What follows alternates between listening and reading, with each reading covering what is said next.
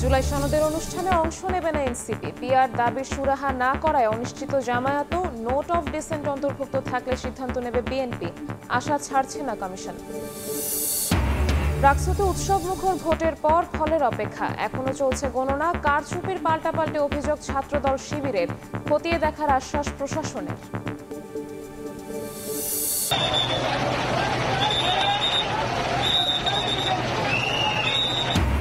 পুড়ছে চট্টগ্রাম ইপিজেডের তোয়ালে কারখানা। আগুন নিয়ন্ত্রণে কাজ করছে ফায়ার সার্ভিস, নৌ বিমান বাহিনী ও বিজিবি।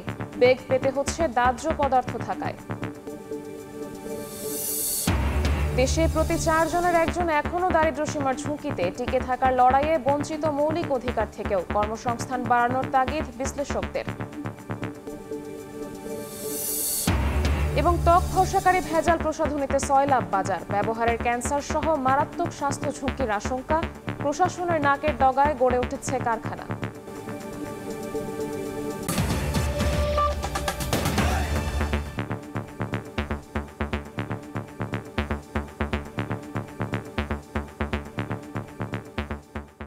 ভোরের সময়ের সঙ্গে আছি আমি শবনব নিবিড়। জুলাই সনদ স্বাক্ষর অনুষ্ঠানে অংশ নেবে না এনসিপি। রাতে এক বিজ্ঞপ্তিতে এ তথ্য জানিয়েছে দলটি। এর আগে দলটির আহ্বায়ক নাহিদ ইসলাম জানান, আইনি ভিত্তি ছাড়া সনদে সই করবে না এনসিপি। এদিকে জুলাই সনদ বাস্তবায়নে নির্বাচনের আগে গণভোট চায় জামায়াত সহ সমমনা 7 দল। সংসদের নিম্ন কক্ষে পিআর দাবিতে ছাড় দিতেও নারাজ তারা। আর সনদে 72-এর সংবিধানের 4 মূলনীতি সংযুক্তি চায় বাম দলগুলো। জুলাই সনদের আইনি ভিত্তি, গণভোট ও পিআর পদ্ধতিতে নির্বাচন শীর্ষক জাতীয় সেমিনারের আয়োজন করে জামায়াত সহ সমমনা 7টি দল। বৃহস্পতিবার বিকেলে রাজধানীর কাকরাইলে এ আয়োজনে যোগ দেন দলগুলোর শীর্ষ নেতারা। বক্তব্যে জাতীয় নির্বাচনের আগেই গণভোট দিয়ে জুলাই সনদের আইনি ভিত্তির দাবি তোলেন নেতারা। ফ্যাসিবাদের পুনরুত্থান ঠেকাতে সংসদের উভয় কক্ষেই পিআর পদ্ধতি প্রয়োজন বলে মন্তব্য করেন তারা। দাবি পূরণ না হলে জুলাই সনদে স্বাক্ষর করার ব্যাপারে অনীহা প্রকাশ করেন কেউ কেউ। যারা লেখক, চিন্তাবিদ, বুদ্ধিজীবী সবাই এক জায়গায় বলছে এক্ষুনি প্রয়োজন পিআর সিস্টেমে নির্বাচন হওয়া। জুলাই জাতীয় সনদ যে খসড়া তৈরি করা হয়েছে তার মধ্যে এই উভয় হাউজে পিআর পদ্ধতির প্রস্তাবকে অন্তর্ভুক্ত করুন। বিফোর ন্যাশনাল ইলেকশন আমাদের এই গণভোটটা দিতে হবে এবং আমরা মনে করি প্রায় সব দল যে নভেম্বরেই গণভোট হওয়ার হচ্ছে উপযুক্ত সময়। এদিন বিকেলে রাজধানীর পুরানা পল্টনে এক সংবাদ সম্মেলনের আয়োজন করে সিপিবি, বাসদ সহ 4টি বাম দল। নেতারা বলেন, 72-এর সংবিধানের 4 মূলনীতি জুলাই সনদে সংযুক্ত না করলে অনিশ্চিত হতে পারে সনদ স্বাক্ষর। সংবিধানের যেগুলো কাঠামোগত দিক, সেই কাঠামোগত দিকগুলো সংস্কারের ব্যাপারে আমরা আলাপ আলোচনা করা, একমত হওয়া, এটাই হওয়া দরকার, এটাই আমরা বলেছি।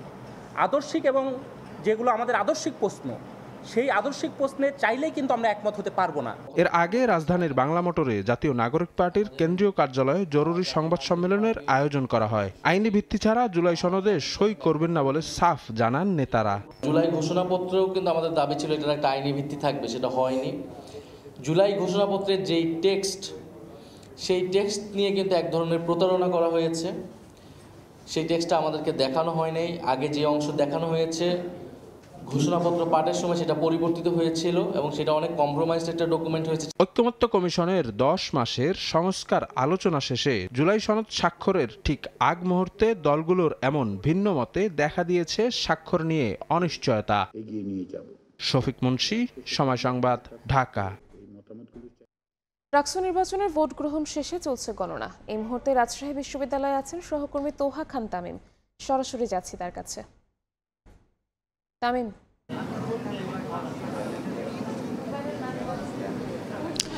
17টি কেন্দ্রের মধ্যে ইতিমধ্যে 13টি কেন্দ্রের যে ফলাফল সেটি ঘোষণা করা হয়েছে। প্রাপ্ত ফলাফলে দেখা যাচ্ছে যে ছাত্র শিবির সমর্থিত যে প্যানেল রয়েছে সেই প্যানেল ভিপি পদ এবং এজিএস পদে এগিয়ে রয়েছে, পাশাপাশি অন্যান্য পদেও এগিয়ে রয়েছে। এছাড়া হল সংসদ নির্বাচনেও এখন পর্যন্ত তারা বলা যায় যে সকল পদেই অর্থাৎ এগিয়ে রয়েছে। এছাড়া আমরা দেখতে পাচ্ছি যে বেশ চমক দেখিয়ে যে স্বতন্ত্র প্রার্থী আম্মার, তিনি কিন্তু বেশ বলা যায় যে তার যে ভোট ব্যবধান, তার নিকটতম প্রার্থী যিনি শিবির সমর্থিত প্যানেল রয়েছেন জিএস পদপ্রার্থী, তার সাথে কিন্তু বেশ বলা যায় যে তার যে ব্যবধান সেটি প্রায় অর্ধেক প্রত্যেকটি কেন্দ্রে আমরা লক্ষ্য করেছি। প্রাপ্ত ফলাফল বিশ্লেষণ করলে দেখা যায় সেটি প্রায় অর্ধেকের মতো। তো সব মিলিয়ে দেখা যাচ্ছে যে 13টি যে কেন্দ্র রয়েছে সেই 13টি কেন্দ্রের ফলাফল বিশ্লেষণ করলে খুব সহজেই অনুমান করা যাচ্ছে যে ছাত্র শিবির সমর্থিত যারা প্রার্থী রয়েছেন তারা ভিপি এবং এজিএস পদে এগিয়ে রয়েছেন, পাশাপাশি জিএস পদে এখন পর্যন্ত আম্মার এগিয়ে রয়েছেন। এছাড়া আমরা যদি হল সংসদ নির্বাচনের কথা বলি তাহলে সেখানে আমরা দেখতে পাচ্ছি যে শুধুমাত্র ছাত্র শিবির সমর্থিত প্যানেলের যারা রয়েছেন তারা এখন পর্যন্ত বেশ এগিয়ে রয়েছেন। এছাড়া আমরা একটু কথা বলতে চাই এই বিষয় নিয়ে আমাদের সহকর্মী সাইফুর রহমান রকির কাছে। আমরা একটু জানতে চাইব, তিনি এই ডাকসু নির্বাচন প্রথম থেকেই কিন্তু সংবাদ সংগ্রহের দায়িত্বে ছিলেন এবং তার কাছে জানবো, রকি, আমরা তো দেখতে পাচ্ছি যে প্রায় 13টি যে কেন্দ্র সেটি ইতিমধ্যে ফলাফল ঘোষণা করা হয়েছে, আর বাকি 4টি রয়েছে। তো সেক্ষেত্রে আমরা দেখতে পাচ্ছি যে ভিপি এবং জিএস পদে ছাত্র শিবির সমর্থিত প্যানেলের যে প্রার্থীরা তিনি এগিয়ে রয়েছেন, পাশাপাশি যে স্বতন্ত্র প্রার্থী আম্মার তিনি বেশ চমক দেখিয়েছেন, অর্থাৎ জিএস পদে তিনি কিন্তু বেশ এগিয়ে আছেন। তো আসলে কোন দিকে যাচ্ছে? আপনি ঠিকই বলেছেন, ছাত্র শিবির সমর্থিত যে প্যানেল সম্মিলিত শিক্ষার্থী জোট সেই পদে বিপুল ভোটে এগিয়ে আছে এখানে মোস্তাকুর রহমান জাহিদ।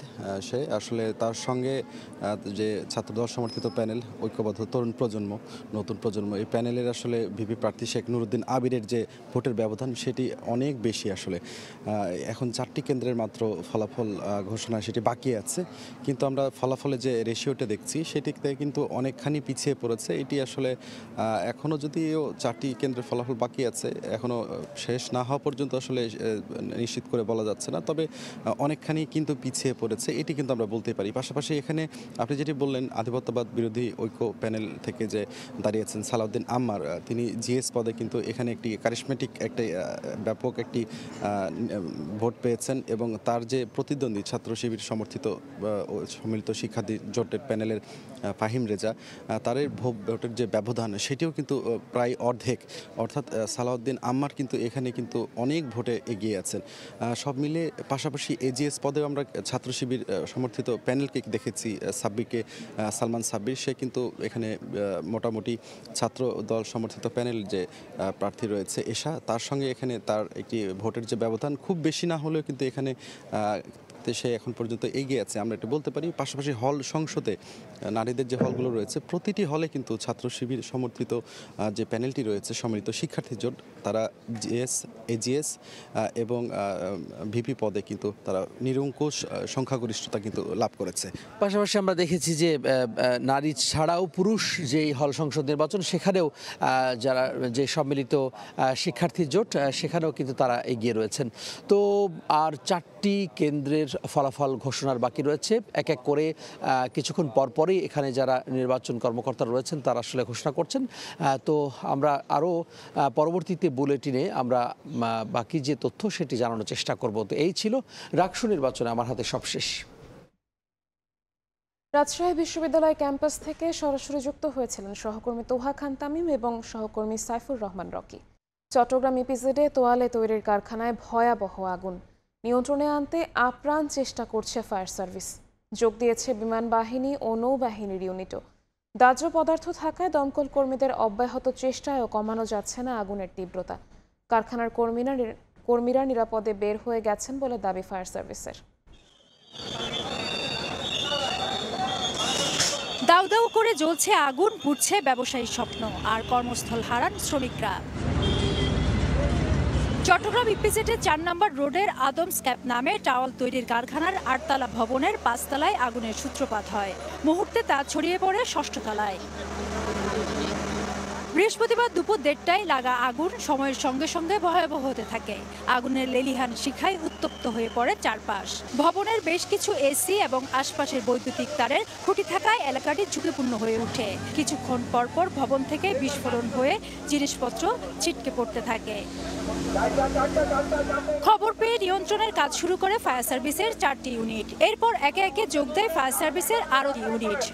আগুন নিয়ন্ত্রণে আপ্রাণ চেষ্টা চালান দমকল কর্মীরা। তাদের সঙ্গে যোগ দেয় বিমান ও নৌবাহিনীর ফায়ার সার্ভিস ইউনিটও। দায়িত্ব পালন করেন পুলিশের পাশাপাশি সেনাবাহিনী।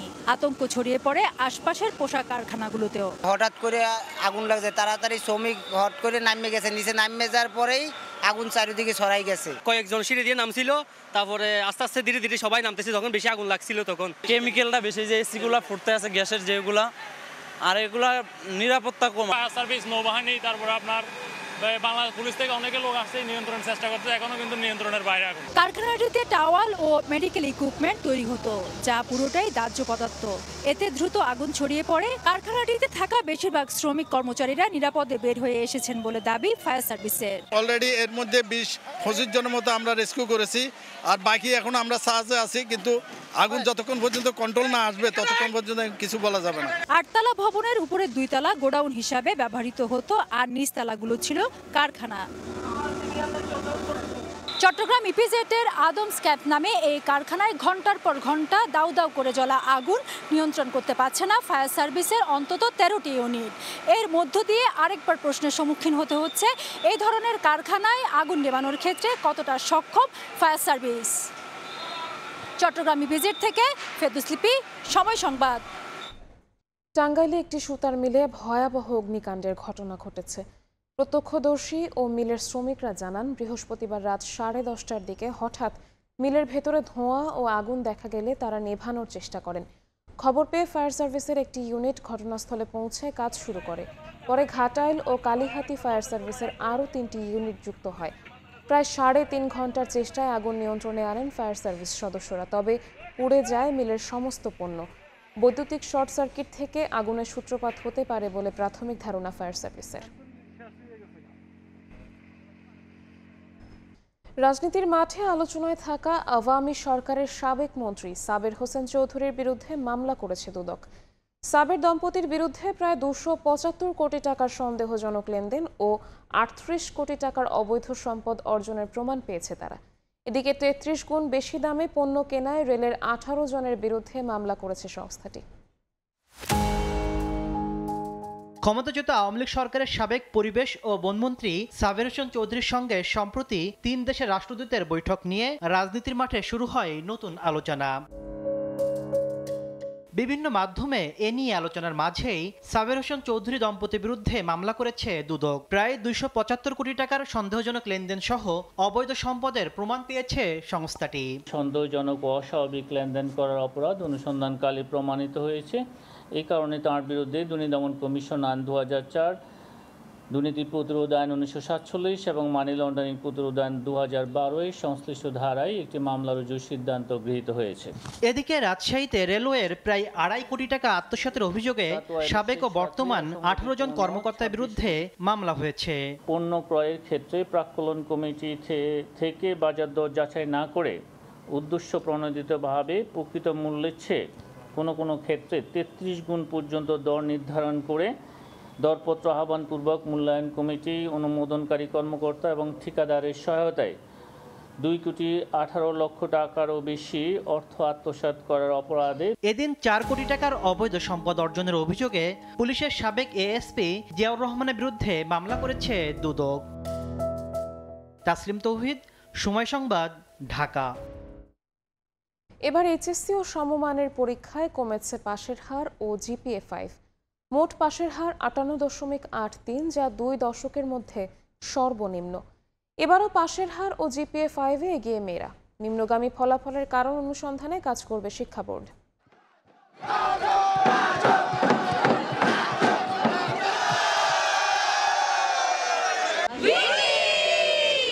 এই আনন্দ স্বপ্ন ছুঁয়ে দেখার, এই আনন্দ আরও এক ধাপ এগিয়ে যাওয়ার।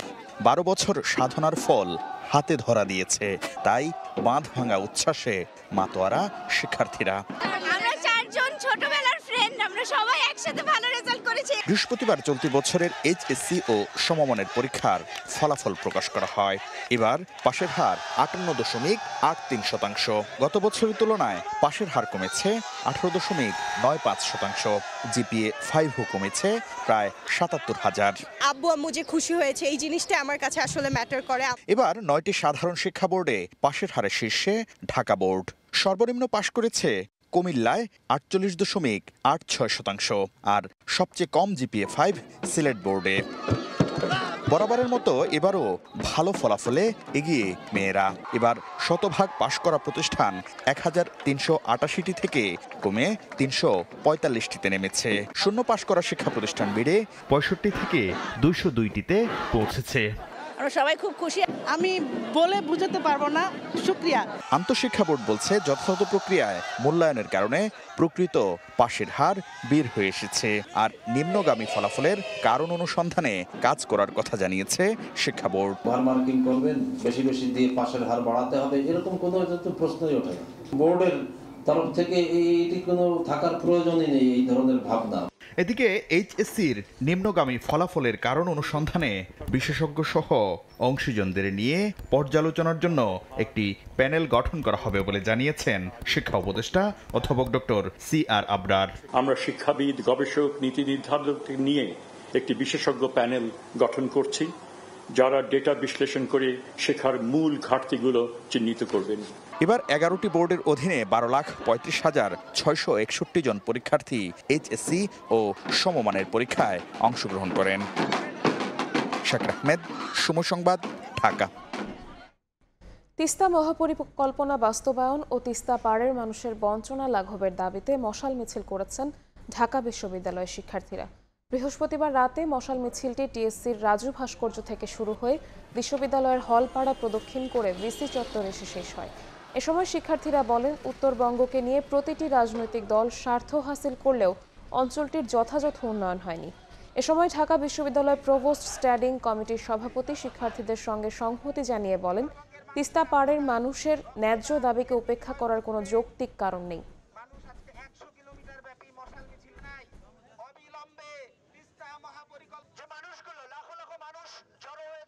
16 ভাগ কৃষি এবং 2 কোটি মানুষের যে আবাসস্থল উত্তরবঙ্গকে এই তিস্তার অভিশাপ থেকে রক্ষা করবে। দেশের প্রতিটি রাজনৈতিক দল তাদের নিজেদের স্বার্থে ব্যবহার করে আসছে।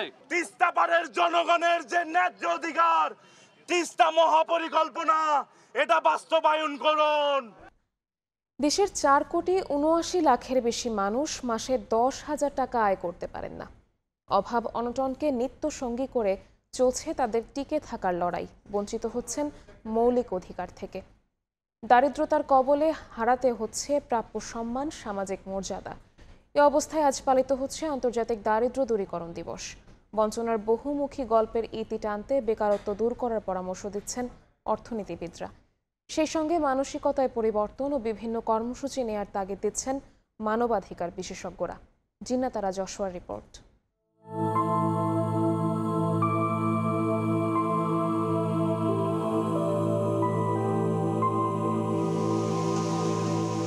বস্তির ছোট্ট এক ঘরে তৈরি হচ্ছে মোহাম্মদ বাবুলের আয়ের উৎস। অভাব অনটন ও ঋণের দায়ে জর্জরিত হয়ে একটু ভালো থাকার আশায় গ্রাম ছেড়ে ঢাকায় এসেছেন 7-8 মাস আগে। গ্রাম ছাড়ার আগে ঢাকাকে জাদুর শহর ভাবলেও এখানে এসে বুঝলেন দারিদ্রতার রূপ সর্বত্রই ভয়ঙ্কর। মানুষ শহরে আইসে কিছুর জন্য বিপদে পড়ি, অভাব আলোচনার জন্যই আসেন। এখানে মনে করেন এখন কোনো কর্মজীবন কোনোটাই ধরতে পারি না। এই দোনো বাপ বেটা মিলে দুগা ঝালমুড়ি চটপুরি বিক্রি করিয়া জীবন কাটাই যাচ্ছে, চলতেছি। এ সমাজে কবিতার মতো দরিদ্রতা কাউকে মহান করে না, বরং কেড়ে নেয় তাদের মৌলিক অধিকার। দৈনিক 400-500 টাকা ইনকাম করি, গ্যারেজ মালিকেরা 100 টাকা ধরাই দেয়। বয়স্ক ভাতা হয়নি, কোনো সাহায্য হয়নি। বাংলাদেশ পরিসংখ্যান ব্যুরো BBS এর সবশেষ জরিপ অনুযায়ী 3,21 লাখের বেশি মানুষের বাস দারিদ্র্য সীমার নিচে। যদিও বেসরকারি গবেষণা প্রতিষ্ঠান PPRCর সাম্প্রতিক গবেষণা বলছে এ সংখ্যা প্রায় 4,79 লাখের বেশি, অর্থাৎ প্রতি 4 জনের একজনই রয়েছেন দারিদ্র্যের ঝুঁকিতে। অন্যদিকে বিশ্ব ব্যাংক বলছে পুরো বিশ্বে দারিদ্র্য সীমার নিচে বসবাস করা মানুষের সংখ্যা 83,80 লাখ। এমন পরিস্থিতিতে দেশে দেশে পালিত হচ্ছে আন্তর্জাতিক দারিদ্র দূরীকরণ দিবস। দারিদ্র্যসীমার নিচে বাস করা মানুষগুলোর যখন প্রতিনিয়ত লড়াই করতে হয় অর্থের সংকটের জন্য, তখন জাতিসংঘ মনে করছে তাদের লড়াই কেবল অর্থের জন্য নয়, তাদের লড়াই সম্মানের জন্য, মর্যাদার জন্য। তাই তো এবছর আন্তর্জাতিক দারিদ্র্য দূরীকরণ দিবসে প্রতিপাদ্য ধরা হয়েছে সামাজিক এবং প্রাতিষ্ঠানিক সকল অপব্যবহার দূর করে তাদেরকে যথাযথ সম্মান এবং সুযোগ নিশ্চিত করা। বাংলাদেশের প্রেক্ষাপটে যে প্রতিপাদ্য সফল হওয়া অনেকটা আকাশছোঁয়া স্বপ্নের মতো। ঠিক কখন যেন দরিদ্রতা নিঃশব্দে কেড়ে নিল কোটি কোটি মানুষের স্বপ্ন আর মর্যাদা। যে কোনো দোকানে গেলে আমরা নাস্তা করতে গেলে আমাকে একটু দেরিতেই দেয়। বড় লোকেরা টাকা পয়সা দিলে ওর কাট কোট আগে হয়, বিনা চিকিৎসা মারা দিকে। অবজ্ঞা বঞ্চনা দূর করতে মানবাধিকারকে প্রাধান্য দিয়ে দরিদ্রদের জন্য নানা কর্মসূচি নেয়ার তাগিদ মানবাধিকার বিশেষজ্ঞদের। দারিদ্রতার জন্য বাংলাদেশে অনেক ধরনের কাজ হয়, কিন্তু তার মানে এই না যে আমরা ওখান থেকে পুরোপুরি বেরিয়ে আসছি, অথবা তার মানবাধিকারকে চিন্তা করে আমরা এই প্ল্যান প্রোগ্রামগুলি করেছি। জাতিসংঘের হিসাব, যারা দৈনিক $3 আয় করতে পারেন না তারাই দরিদ্র, অর্থাৎ মাসে 10,000 টাকা আয় করতে পারেন না। বাংলাদেশে এমন দরিদ্র মানুষ রয়েছে প্রায় 4,79,00,000-এর বেশি। দরিদ্রতার লাগাম টানতে কর্মসংস্থান বৃদ্ধির তাগিদ দিচ্ছেন অর্থনীতিবিদরা। সবচেয়ে বড় দারিদ্র বিমোচনের হাতিয়ার সেটি হচ্ছে এমপ্লয়মেন্ট, অর্থাৎ মানুষের কর্মসংস্থানের সৃষ্টি যদি আমরা করতে পারি। হয়তো বছরের পর বছর নীতি নির্ধারকদের শুকনো কথাই চিরা ভেজাতে হবে, শুনতে হবে নিত্য নতুন পরামর্শ। তবুও একটু ভালো থাকার স্বপ্নে চলবে নিরন্তর হেঁটে চলা। জিনাতারা যশোয়া, সময় সংবাদ, ঢাকা। গত 2 মাসে শরীয়তপুরের জাজিরায় পদ্মার ভাঙনে তীররক্ষা বাঁধের 2 কিলোমিটার অংশ ধসে গেছে। ভাঙন ঠেকাতে 5,24,000 জিও ব্যাগ ডাম্পিং করা হলেও কোনো কাজে আসেনি। এতে গৃহহীন 1.5 শতাধিক পরিবার। তবে নতুন জরিপ অনুযায়ী ডিপিপি সংশোধন করে বাঁধ নির্মাণের কথা জানিয়েছে পানি উন্নয়ন বোর্ড। বিএম ইসরাফিলের পাঠানো তথ্য ও ছবি নিয়ে রিপোর্ট। নদীতে উজানের পানি কমলেও থেমে নেই ভাঙন। তীরের ঘরবাড়ি, ফসলি জমি ও বিভিন্ন স্থাপনা ধীরে ধীরে চলে যাচ্ছে নদীগর্ভে। গত 2 মাসে শরীয়তপুরের জাজিরা উপজেলায় পদ্মা নদীর ভাঙনে তীররক্ষা বাঁধের 2 কিলোমিটার অংশ ধসে গেছে। গৃহহীন 1.5 শতাধিক পরিবার। নতুন করে ভাঙনের আতঙ্কে 5 শতাধিক বসতবাড়ি, ব্যবসা প্রতিষ্ঠান সহ শিক্ষা প্রতিষ্ঠান। অনেকে তীর থেকে সরিয়ে নিচ্ছেন তাদের স্থাপনা। তীরবর্তী বিদ্যালয়গুলোতে উপস্থিতি কমছে শিক্ষার্থীদের। নদী ভাঙার কারণে যে সকল শিক্ষার্থীরা আছে আমাদের স্কুলে ঠিকভাবে পৌঁছাতে পারছে না, কারণ নদী ভাঙার ঘর দুয়ার এক জায়গায় সরাচ্ছে। তা বাচ্চারা ওই বাবা মার সাথে দৌড়াচ্ছে এক জায়গায়, কারণ তাদের বাসস্থানটা ঠিকভাবে নাই। একটা সময় আমাদের এলাকায় অনেক ঘনবসতি ছিল, এখন নদী ভাঙার কবলে পরে অনেক বসত বাড়ি নদীতে বিলীন হয়ে গেছে। তারা আমাদের আশ্বাস দিছে স্থায়ী বেড়িবাঁধ হইব, কিন্তু কাজে কিছু হয় না। যে সব ঠিকাদাররা দিছে কাজ, তারা ঠিক মতন কাজ করে নাই। যখন বর্ষা মৌসুম আসছে ভাঙতাছে, তারা জিও ব্যাগ ফেলাইতেছে। প্রতিদিন রাত্রে আতঙ্কে থাকে যে কখন নদীতে ভেঙে নিয়ে গেল। জিও ব্যাগ ফেলাইয়া কিন্তু সমাধান হইতেছে না। এখন আমরা চাই সরকারের কাছে আমাদের স্থায়ী বেড়িবাঁধ অতি দ্রুত হয়। আশ্বাস বা কোনো একটা কথা দিয়ে একটা সান্ত্বনামূলকও আমরা কোনো কিছু দেখতে পাইনি। সবাই আমাকে এখানকার মানুষের নুন আনতে ওখানে পান্থা ফুরায় অবস্থা এরকম।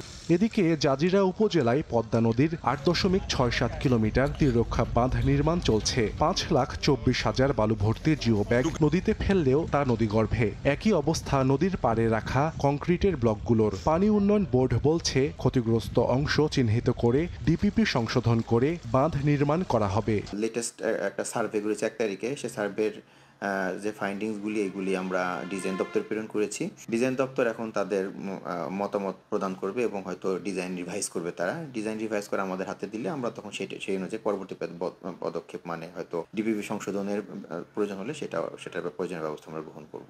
পানি উন্নয়ন বোর্ডের তথ্য মতে পদ্মার ডান তীররক্ষা বাঁধ নির্মাণে ব্যয় ধরা হয়েছে 860 কোটি টাকা। সময় সংবাদ, শরীয়তপুর। নদীবেষ্টিত রাজবাড়িতে নেই ফায়ার সার্ভিসের কোনো ডুবুরি দল। কেউ পানিতে ডুবে গেলে জরুরি অবস্থায় ডুবুরি না থাকায় উদ্ধার কাজ ব্যাহত হয়। সাহায্য পেতে প্রতিবেশী ফরিদপুর কিংবা মানিকগঞ্জের আরিচা ফায়ার সার্ভিসের অপেক্ষা করতে হয়। গত 6 বছরে জেলায় পানিতে ডুবে প্রাণ হারিয়েছেন 40 জন। আশিকুর রহমানের রিপোর্ট। রাজবাড়ী জেলার 57 কিলোমিটার এলাকা পদ্মা নদী তীরবর্তী। এছাড়াও গড়াই, হরাই, চন্দনা ও চত্রা সহ আরও 8টি নদী বয়ে গেছে এ জেলার ওপর দিয়ে। নদীবেষ্টিত এ অঞ্চলে পানিতে ডুবে প্রতি বছরই ঘটে দুর্ঘটনা, কিন্তু জেলার 5টি ফায়ার সার্ভিস স্টেশনেই নেই কোনো ডুবুরি দল। পানিতে পড়ে কেউ নিখোঁজ হলে পার্শ্ববর্তী ফরিদপুর কিংবা মানিকগঞ্জ জেলার আরিচা ফায়ার সার্ভিসের ডুবুরি দলের সাহায্য নিতে হয়। দেরি হওয়ায় নিখোঁজ ব্যক্তির বেঁচে থাকার সম্ভাবনাও ক্ষীণ হয়ে আসে। ডুবুরি আনতে যে সময়টা ব্যয় হয়ে যায়, দেখা যায় এর মধ্যে একটা দুর্ঘটনা ঘটে যায়। ডুবুরি আমার নৌকা তোলাইলো, সেই রাজশাহীতে লোক আইনে 30,000 টাকা দিয়ে তো এই লোকে নৌকা উঠেলাম। এরকম একটা জিনিস সরকারি ভাবে না থাকলে চলে নাকি? একটা বাচ্চা ক্ষয়ক্ষতি হয়ে যেত, আমাকে এখানে একটা ডুবির নাই যে আসে এটা আমাকে উদ্ধার করবে। বেশিরভাগ লোক নদীতে যাতায়াত করা লাগে, নদী পার হওয়া লাগে, সে কারণে এখানে খুব বেশি জরুরি ডুবুরি থাকা। সরকারের কাছে একটাই দাবি, যেন আমরা অতি দ্রুত ডুবুরি পাই। ফায়ার সার্ভিস বলছে রাজবাড়ী ছোট জেলা হওয়ায় ডুবুরি দলের অনুমোদন নেই, তবে ডুবুরি ইউনিট চেয়ে এরই মধ্যে ঊর্ধ্বতন মহলে চিঠি দেয়া হয়েছে। রাজবাড়ী ফায়ার স্টেশনটা দ্বিতীয় শ্রেণী ল্যান্ড ফায়ার স্টেশন, এখানে ডুবুরির প্রাধিকার নাই। আমাদের প্রয়োজনে আমরা ফরিদপুর থেকে সাপোর্ট নেই। দ্বিতীয় শ্রেণী থেকে প্রথম শ্রেণী করানোর জন্য আমরা প্রস্তাবনা দিয়েছি। পাইলে আমাদের আরও অনেক জনবল পাবো, ইনশাল্লাহ আরও জনগণের ভালো সেবা দিতে পারবো। ফায়ার সার্ভিসের তথ্য মতে গত 6 বছরে রাজবাড়ীতে পানিতে ডুবে মারা গেছে 40 জন। আশিকুর রহমান, সময় সংবাদ, রাজবাড়ী। ফরিদপুরের সালথা ও নগরকান্দা উপজেলার মধ্য দিয়ে বয়ে যাওয়া কুমার নদে নেই কোনো সেতু। এতে বছরের পর বছর মাঝিবিহীন রশি টানা নৌকায় ঝুঁকি নিয়ে নদ পারাপার হচ্ছেন 2 উপজেলার 20 গ্রামের মানুষ। জনভোগান্তি লাঘবে বিষয়টি ঊর্ধ্বতন কর্তৃপক্ষকে অবহিত করার আশ্বাস স্থানীয় প্রশাসনের। শিকদার সজলের পাঠানো তথ্য ও ছবি নিয়ে রিপোর্ট। একটি মাত্র সেতুর অভাবে এভাবেই ঝুঁকি নিয়ে নদ পারাপার। বছরের পর বছর ধরে 2 উপজেলার মানুষের এই ভোগান্তি। ফরিদপুরের সালথার মাঝারদিয়া এবং নগরকান্দার লস্করদিয়ার মাঝে দিয়ে বয়ে গেছে কুমার নদ। পারাপারে নেই কোনো সেতু, একমাত্র ভরসা উভয় পাশে রশি দিয়ে বাঁধা একটি মাত্র নৌকা। তবে নেই কোনো মাঝি, রশি টেনে নিজেদেরই নদ পারাপার হতে হয় বাসিন্দাদের। সবচেয়ে বেশি ভোগান্তিতে নারী ও শিশুরা। 2 উপজেলার কর্তৃপক্ষের ঠেলাঠেলির কারণে এই ব্রিজটা এখানে নির্মিত হচ্ছে না। বাজারঘাটে যখন আসার প্রয়োজন হয়, নদীর যখন চাপ থাকে তখন তো নৌকা পারাপার করতে পারে না। সময়তে রশিটা ছিঁড়ে স্রোতে অনেক লোকজনের দুর্ঘটনা ঘটে। অসুস্থ হইলে 10-15 কিলোমিটার ঘুরে তারপরে আপনার মনে করেন পার হইতে হয়। নৌকা টাইম মতো পাওয়া যায় না, দাঁড়ায় থাকা লাগে। নৌকার কারণে অনেক সময় স্কুল টাইম ধরতে হয়ে যায়, পানি অতিরিক্ত হয় এবং নৌকা অনেক সময় বন্ধ হয়ে যায়। মেলা লোকজন পড়েও যায়, পড়ে গেলে মহিলারা পড়ে যায়। সঠিক সময় আমার ক্লাসে যাইতে পারছি না। কুমার নদের 100 মিটার এই অংশে সেতু না থাকায় দীর্ঘদিন ধরে চলে আসা জনভোগান্তির বিষয়টি ঊর্ধ্বতন কর্তৃপক্ষকে জানানোর আশ্বাস দিয়েছে স্থানীয় প্রশাসন। প্রয়োজন ঊর্ধ্বতন কর্তৃপক্ষের সঙ্গে বিষয়ে কথা বলবো, প্রয়োজনীয় পদক্ষেপগুলো এটা নেওয়ার জন্য আমি অনুরোধ করব। জনপ্রশাসনের পক্ষ থেকে এই 2 পারের যে মানুষের যাতায়াতের জন্য সহজ যাতায়াত করতে পারে, এর জন্য যতটুকু সহযোগিতা করা হবে এটা জনপ্রশাসন সবসময় করবে। কুমার নদের উভয় পাশে সালথার মাঝারদিয়া এবং নগরকান্দার লস্করদিয়ার 20টি গ্রামে অন্তত 15,000 মানুষের বসবাস। সময় সংবাদ, ফরিদপুর। ভোরের সময় ছিল আমার কাছে। পরবর্তী সংবাদগুলো জানাতে সঙ্গে থাকবেন সহকর্মী রাইসা জান্নাত। সরকারি নিষেধাজ্ঞাকে বৃদ্ধাঙ্গুলি দেখিয়ে মাদারীপুরের শিবচরে পদ্মাপাড়ের ভ্রাম্যমাণ হাটে বিক্রি করা হচ্ছে মা ইলিশ। সকাল থেকে মধ্যরাত পর্যন্ত মাছ কিনতে ভিড় করছেন দূর দূরান্ত থেকে আসা ক্রেতা। এতে চলতি মৌসুমে প্রজনন ক্ষতিগ্রস্ত হতে পারে ইলিশের। এমন পরিস্থিতিতে জেলেদের হামলার ভয়ে বারবার অভিযানে যেতে অনেকটাই অসহায় মৎস্য কর্মকর্তারা। তবে জেলা প্রশাসন বলছে মা ইলিশ রক্ষায় ভ্রাম্যমাণ আদালতের মাধ্যমে জড়িতদের বিরুদ্ধে ব্যবস্থা নেওয়া হচ্ছে। সঞ্জয় কর্মকার অভিজিতের রিপোর্ট, ছবি তুলেছেন শাহাদাত আকন। 22 দিনের নিষেধাজ্ঞার মধ্যেও থেমে নেই ইলিশ শিকার। জেলেরা দিনরাত পদ্মায় জাল ফেলছেন আর নদীর পাড়েই বসিয়েছেন ইলিশের হাট। প্রকাশ্যে চলছে বিক্রিও। মাদারীপুরের শিবচরের পদ্মা বেষ্টিত বন্দরখোলা মাতবরের চর চরজানাজাত ও কাঁঠালবাড়ি ইউনিয়নের বিভিন্ন এলাকায় পদ্মা পারে প্রতিদিনই দেখা মিলছে এমন অস্থায়ী হাট। একের পর এক মাছ ধরার ট্রলার এসে ভিড়ছে ঘাটে, ঝুড়ি ভরে মাছ নিয়ে পারে নামছেন জেলেরা, পরে বিক্রি করছেন মাছ। এতে চরম ক্ষতিগ্রস্ত হচ্ছে ইলিশের প্রজনন। জেলেরা বলছেন সংসার চালাতে হিমশিম খাওয়ায় নিষেধাজ্ঞা অমান্য করে মাছ ধরছেন তারা। কামলা কিষান দিয়ে ক্ষেত খোলা চাষবাস করি, এই ক্ষেত তো বর্ষা পানিতে চলে না, এখানে কোনো কাজ চলে না। আমরা গরিব মানুষ ভাই, বাঁচি না কি পেটে জ্বালা। প্রশাসনের কোনো ব্যবস্থা নাই, দেখা যাইতেছে নাই, আমরা তো কিনতে আসছি। পদ্মার তাজা ইলিশ আমাদের একটা যদি নিতে পারি এমনি তো খাইতে হবে বড় পেত্তা। একদিকে দুর্গম এলাকা, অন্যদিকে জেলেদের হামলার ভয়ে অভিযানে যেতে অসহায়ত্বের কথা জানান জেলা মৎস্য কর্মকর্তা। খুব দ্রুতই মানে আজকালের ভিতরেই ওইখানে স্থল ভাগ দিয়ে অভিযান পরিচালনা করা হবে, যতটুকু পারা যায় নিয়ন্ত্রণ করার চেষ্টা করা হবে। ওখানে অনেক লোক, তো ওখানে আপনার শুধু মৎস্য অফিসার গেলে কোনো কাজ করতে পারবে না। জেলা প্রশাসন বলছে জেলে ও ব্যবসায়ীদের বিরুদ্ধে নির্বাহী ম্যাজিস্ট্রেটের মাধ্যমে নেওয়া হচ্ছে আইনি ব্যবস্থা। নির্বাহী ম্যাজিস্ট্রেটগণ মোবাইল কোর্ট পরিচালনা করছেন, গত কয়েকদিন আগেও করেছেন এবং আজকে আগামীকাল 25 তারিখ পর্যন্ত কন্টিনিউয়াস এই কার্যক্রমটি চলমান থাকবে। অলরেডি মোবাইল কোর্ট হচ্ছে। মা ইলিশ রক্ষায় 4 অক্টোবর থেকে 25 অক্টোবর পর্যন্ত 22 দিন ইলিশ আহরণ, পরিবহন, বিপণন ও মজুত নিষিদ্ধ করেছে সরকার। ছোট ছোট ডিঙ্গি নৌকায় করে মাছ ধরে এনে পদ্মার পারে এভাবেই প্রকাশ্যে বিক্রি করা হচ্ছে মা ইলিশ। প্রশাসন মাঝে মাঝে অভিযান চালালেও আবারও শুরু হয় সকাল থেকে মধ্যরাত পর্যন্ত এই ইলিশ বিক্রির কার্যক্রম। সঞ্জয় কর্মকার, অভিজিৎ, সময় সংবাদ, মাদারীপুর। মা ইলিশ রক্ষায় আইন শৃঙ্খলা রক্ষা বাহিনীর সঙ্গে অভয়াশ্রমে টহল দিচ্ছেন প্রশাসন ও মৎস্য বিভাগের কর্মকর্তারা। চাঁদপুর থেকে বিস্তারিত জানাচ্ছেন সহকর্মী ফারুক আহমেদ, সরাসরি চলে যাচ্ছে তার কাছে। মা ইলিশ সংরক্ষণে যে 22 দিনের নিষেধাজ্ঞা, তার আজ কিন্তু 2 সপ্তাহ চলছে, অর্থাৎ 14 দিন পেরিয়েছে, আর আছে মাত্র 8 দিন। তো এর মধ্যে আমরা লক্ষ্য করেছি যে চাঁদপুরের যে বিশাল অভয়াশ্রমটি আছে পদ্মা মেঘনার, সেখানে একটা শুনশান নীরবতা। অর্থাৎ এই মুহূর্তে আমাদের চোখে যে দৃশ্যটি চোখে পড়ছে, সেখানে শুধু কিছু নৌযান, অর্থাৎ যেই বড় বড় নৌযানগুলো আছে পণ্যবাহী, সেগুলো ছাড়া আর কোনো নৌকা কিন্তু আমরা এই অভয়াশ্রমে লক্ষ্য করিনি।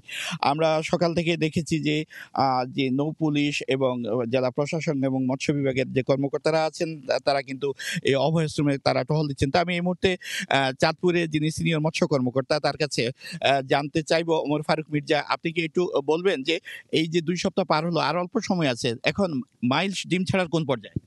আসলে আমরা চাঁদপুরে এই 2 সপ্তাহের মধ্যে খুব বেশি বড় ইলিশ আমরা দেখা পাইনি। সবগুলো ইলিশে প্রায় 400 থেকে 500 গ্রাম। তো এই হিসাবে মনে করি যে সামনের জোবাতে হয়তো আরো বড় ইলিশ আসবে। আমাদের খুব বেশি এখনই ইলিশ ডিম পারেনি। আমরা যতটুকু জানলাম যে আরো 8 দিন বাকি আছে, ততক্ষণে হয়তো যে বড় বড় আকার ইলিশগুলো আছে তারা ডিম ছাড়তে নদীতে ছুটে আসবে।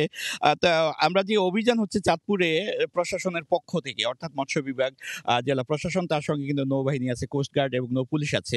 তো প্রশাসনের পক্ষ থেকে আপনাদের নজরদারিটা এখন পর্যন্ত কোন পর্যায়ে? আপনারা জানেন যে আমরা গত 3 তারিখ রাত 12টা থেকেই অভিযানে আছি। প্রতিদিন দুবেলা করে আমাদের অভিযান চলছে, সকাল 8টা থেকে রাত 8টা, রাত 8টা থেকে এবং সকাল 8টা পর্যন্ত। তো এই অভিযানে গতকালকেও আমরা এসেছি। আমরা গতকাল থেকে এই পর্যন্ত নদীতে তেমন কোনো জেলেদের উপস্থিতি পাইনি। শুধু একটা জায়গায় কিছু জাল বিছানো ছিল, 5000 মিটারের মতো আমরা জাল উদ্ধার করতে পেরেছি। অনেক ধন্যবাদ। যে তথ্যটি জানাচ্ছিলাম যে এখন পর্যন্ত চাঁদপুরে গত 2 সপ্তাহে শতাধিক জেলেকে আটক করা হয়েছে, তার সঙ্গে বেশ কিছু কারেন্ট জাল এবং কিছু ইলিশও জব্দ করেছে প্রশাসন। তো এই ছিল আমার কাছে চাঁদপুরের পদ্মা মেঘনা মা ইলিশ সংরক্ষণের সবশেষ। সরাসরি যুক্ত ছিলাম চাঁদপুরে। চাঁদপুরের পদ্মা ও মেঘনায় মা ইলিশ সংরক্ষণ ও সব ধরনের মাছ ধরার ওপর নিষেধাজ্ঞা কার্যকর করতে টহল জোরদার করেছে নৌবাহিনী। সদর ও হাইমচরে বেশ কয়েকটি নৌযান নিয়ে টহল দেয় নৌবাহিনীর সদস্যরা। এ সময় টহল দলকে দেখে অভয়াশ্রমে জাল ফেলে পালিয়ে যায় জেলেরা। পরে তা জব্দ করে নৌবাহিনী। 4 অক্টোবর থেকে শুরু হওয়া টহল অভিযান চলবে 25 অক্টোবর পর্যন্ত।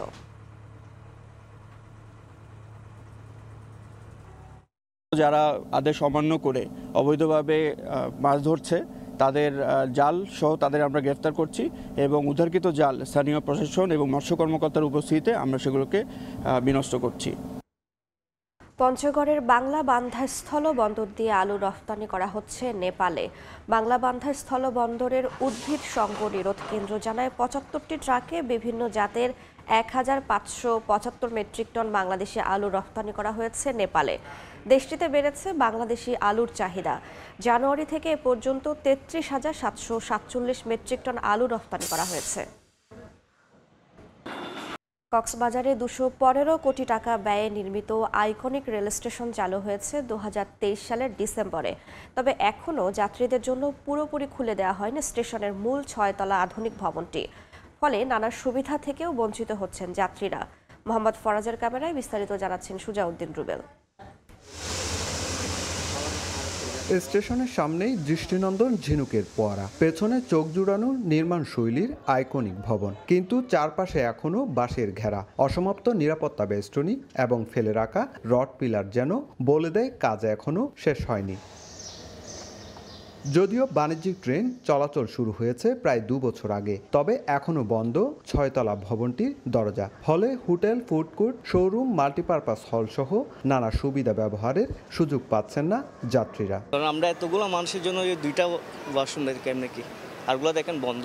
আমাদের এখানে শিক্ষিত আছে কয়জন, ওনারা তো মনে করেন অ্যাপসের বিষয়টা হয়তো অবগত না। নিরাপত্তা ব্যবস্থা একটু খারাপ, চারিদিকে বেষ্টনীটা একটু কম। আর লাকিসলে যেতে অনেক কষ্ট হয়, এখন তো সিঁড়িটাকে চালু করলে আর অনেক ভালো হবে। এদিকে বৃহস্পতিবার দুপুরে স্টেশন ভবন পরিদর্শনে আসেন রেলপথ মন্ত্রণালয়ের সচিব। স্টেশন কর্মকর্তাদের সঙ্গে বৈঠক শেষে তিনি জানান, দ্রুত চালুর জন্য দরপত্র আহ্বান করা হবে।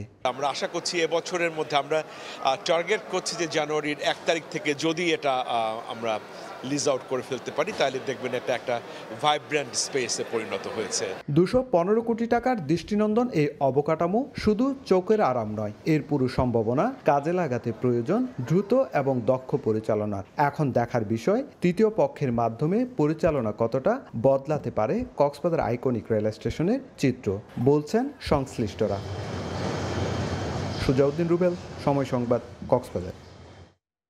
চট্টগ্রামে নিয়ন্ত্রণ হারিয়ে বাস উল্টে অন্তত 7 যাত্রী আহত হয়েছেন। বৃহস্পতিবার রাতে লোহাগাড়ার জাঙ্গালিয়ার ঢালা এলাকায় এই দুর্ঘটনা ঘটে। হাইওয়ে পুলিশ ও স্থানীয়রা জানান, রাতে কক্সবাজার থেকে চট্টগ্রামের দিকে যাচ্ছিল যমুনা পরিবহনের একটি বাস। রাত 1টার দিকে এটি লোহাগড়ার জাঙ্গালিয়ার ঢালা এলাকায় পৌঁছালে হঠাৎ নিয়ন্ত্রণ হারিয়ে উল্টে যায়। পরে হাইওয়ে পুলিশ ও স্থানীয়রা আহতদের উদ্ধার করে উপজেলা স্বাস্থ্য কমপ্লেক্সে ভর্তি করেন।